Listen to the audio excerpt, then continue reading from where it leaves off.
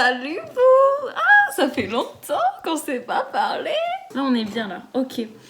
Alors, oh là là, ça fait trop longtemps qu'on s'est pas vu depuis que j'ai chialé ma race. Voilà, parce que m'a dit non. Et donc voilà, j'étais plutôt dans un mood de désespération, mais j'ai surmonté la pente et j'ai complètement changé de stratégie. Et ma stratégie, c'était de me tourner vers des jobs beaucoup plus abordables. Donc en fait, ce que j'ai fait, j'ai mis un mot sur le groupe de PVTistes des Français qui veulent aller au Canada et j'ai demandé comment avaient fait les gens pour trouver une promesse d'embauche, dans quelle entreprise, dans quel domaine et en combien de temps ils l'avaient trouvé. Parce qu'au bout de 3 mois de recherche peu cher, 4 mois, 3 mois et demi, bon bref, j'étais un peu désespérée. Du coup, il y a plusieurs personnes qui m'ont répondu et il y a une fille qui m'a contactée sur Messenger qui m'a dit que elle avait trouvé une promesse d'embauche en tant que hôtesse d'accueil dans un organisme qui organise des événements au Canada. Donc j'étais trop... Enfin, c'était cool de savoir, tu vois. Genre. En plus, elle m'a au taquet aidée, elle était trop sympa, donc j'étais trop contente, ça m'a redonné de l'espoir. Donc ce que j'ai fait, c'est qu'elle m'a donné le contact de la personne qui lui avait fait passer l'entretien. J'ai envoyé un CV que j'ai modifié mon CV, hein, j'ai mis en avant des expériences qui pouvaient mettre en avant des qualités d'hôtesse. Parce que...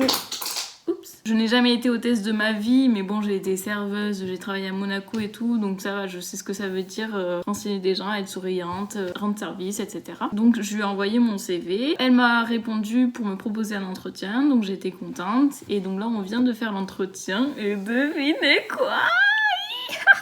Je suis trop contente! Et elle m'a dit oui! Ah non mais je suis trop contente, putain! Enfin!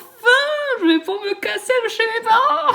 Ouais, parce qu'on va pas se mentir, c'est ça la vraie question en fait. C'est quand est-ce que je me barre de ma chambre de petite fille. Non mais en vrai, j'aime bien être là et j'ai profité de ces derniers jours pour faire un énorme tri, un énorme rangement. J'ai jeté plein de choses, j'ai rangé plein de choses. Ma chambre est enfin redevenue une chambre et n'est plus un bordel sans nom. Mon bureau actuel n'était plus praticable. J'avais un autre bureau, c'était une table de camping s'il te plaît. Donc non, c'était plus possible. Et genre là, je filme et je suis à nouveau sur mon bureau de base, donc je suis trop contente. Et du coup voilà, et en fait c'est marrant parce que ces derniers jours j'avais pas la motive de postuler pour 10 milliards de choses à des entreprises en RSE, qui est mon domaine initial. Et en fait il y a eu cette fille qui m'a contactée et je me suis dit bah écoute franchement why not te faire une carrière d'hôtesse pendant 40 ans quoi, peu cher, enfin je sais pas, ça me dérangerait pas.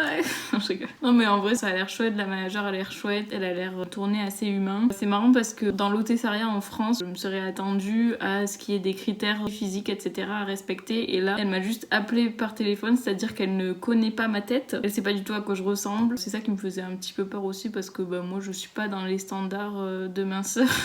Donc ça aurait pu être un frein. Mais pas du tout parce qu'on est à Montréal, baby. Voilà quoi, je suis trop contente. J'ai prévu personne pour l'instant. J'ai dit ça à personne, mes parents, mon copain, personne n'est au courant que je me casse les gars. Non mais enfin voilà, je devrais recevoir ma promesse d'embauche par mail. Aujourd'hui, ça lundi parce qu'on est déjà vendredi. Et voilà quoi, je suis trop contente.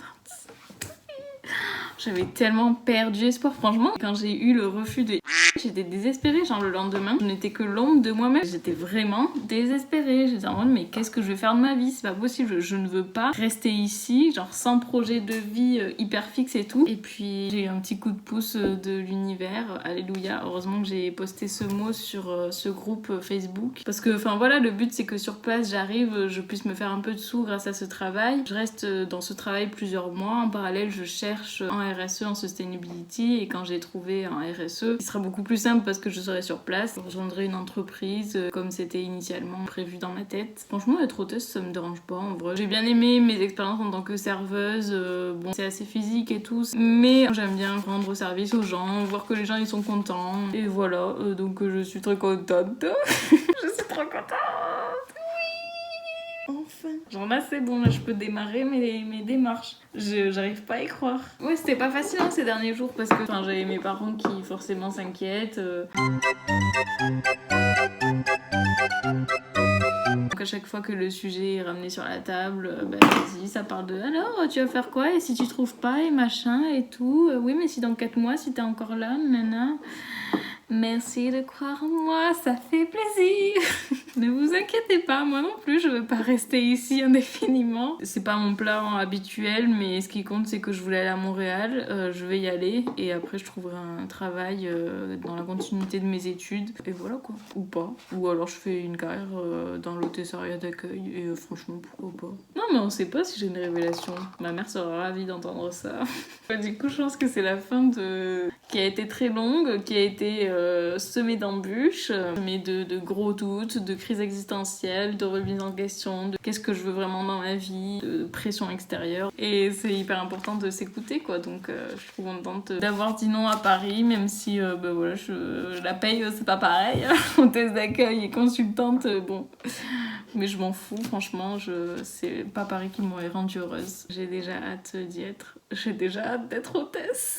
Si vous rencontrez des échecs dans votre vie, persévérez, même si vous êtes au fond du trou, même si vous vous demandez qu'est-ce que vous allez faire de votre vie, parce que franchement, les années de jeunesse où on est dans les études et où on va commencer notre vie d'adulte, ça peut vraiment être des années compliquées, des années où tu te poses un milliard de questions, où tu doutes énormément, où en même temps tu as des pressions extérieures de la société, de ta famille, etc. Donc ouais, c'est pas facile, hein, mais je pense que c'est maintenant qu'il faut tenter ce genre de choses, c'est maintenant qu'il faut y aller. Donc voilà, réalisez vos rêves, quoi. Croyez en vous, allez-y à fond, empruntez des chemins alternatifs si la route principale, elle veut pas de vous. Et c'est pas grave, on s'en fout.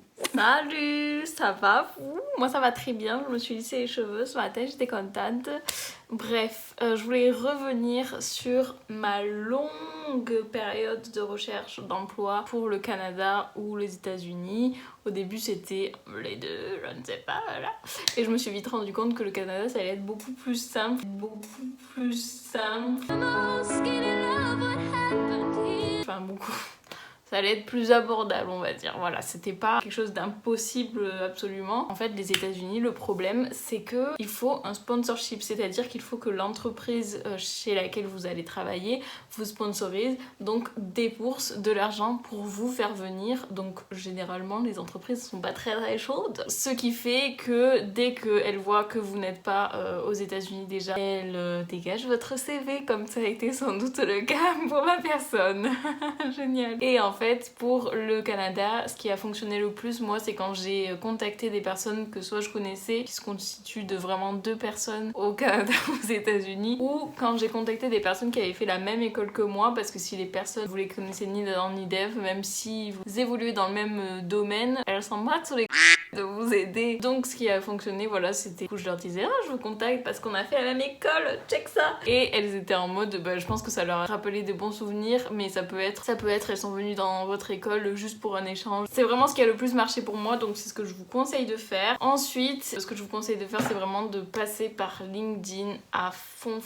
Moi en fait le problème c'est que je ne peux pas aller au Canada ou aux États-Unis et aller chercher du travail sur place, parce que tout simplement si j'y vais sur place ce sera avec un visa touriste et je n'aurai pas le droit de chercher du travail. C'est quelque chose que beaucoup de personnes m'ont dit. En fait actuellement à cause du Covid on peut pas avoir de visa de travail sans avoir une promesse d'embauche. Donc voilà pourquoi j'ai galéré ma race à trouver une promesse d'embauche. Bon voilà, j'espère que vous avez apprécié ces 2 premières vidéos sur ma série Objectif Canada. Je vais essayer de vous faire vivre un petit peu tout le reste du processus jusqu'à mon arrivée là-bas et puis ensuite ce que je vais vivre là-bas. J'ai hâte, j'espère que je vais pas lâcher en cours de route parce que je suis vraiment la queen pour dire je vais faire une vidéo par semaine pendant 10 ans, pas du tout. La meuf s'arrête au bout de 2 jours. Donc bon bref, écoutez, là je suis sur une bonne lancée. En même temps, quand tu sais ce que tu vas faire de ta vie et que t'es pas dans le flou total, c'est quand même mieux pour avoir un meilleur mood parce que je vais pas vous mentir que quand ça va pas, je filme pas de